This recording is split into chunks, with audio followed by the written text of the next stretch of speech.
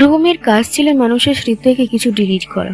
হ্যাঁ, সে ছিল এক ধরনের স্মৃতি পরিচ্ছন্নকারী, যেখানে কেউ কারোর কষ্ট, মৃত্যু বা ভয়ঙ্কর স্মৃতি ভুলে যেতে চাইলে রূপম একটা বিশেষ প্রক্রিয়ায় সেই স্মৃতি মুছিয়ে দেয়। একদিন এক বৃদ্ধা এলেন, বললেন, আমার ছেলের কথা মুছে দাও, ও আমাকে ছেলে চলে গেছে, আমি আর তাকে মনে করতে চাই না। রূপম সম্মতি দিয়ে ওর স্মৃতির গভীরে ঢুকে কাজ করলো, কিন্তু বেরিয়ে আসার পর রূপম বুঝলো ও নিজেই কিছু ভুলে গেছে। বাড়িতে গিয়ে দেখলো ঘরে কোনো ছবি নেই, কোনো চেনা মুখ নেই। হঠাৎই রূপম মনে করতে পারলো না ও নিজেকে, নিজের নাম, বয়স, ঘর, পরিচিতি কেউ নেই, সব মুছে গেছে।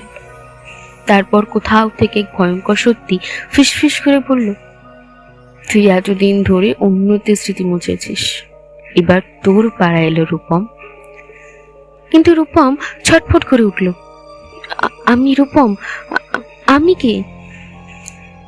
শেষেই টেবিলের উপর পড়ে থাকা কার্ডে পড়তে পেল, আপনার পরিচয় স্মৃতি মুছিয়ে। কার্ডে তার ছবি নেই। অস্তিত্ব না থাকার ভয়টা ওকে পুরো গিলে নিল। ও এখনো বেঁচে আছে, কিন্তু যাদের স্মৃতি নেই তারা কি সত্যিই বেঁচে থাকে?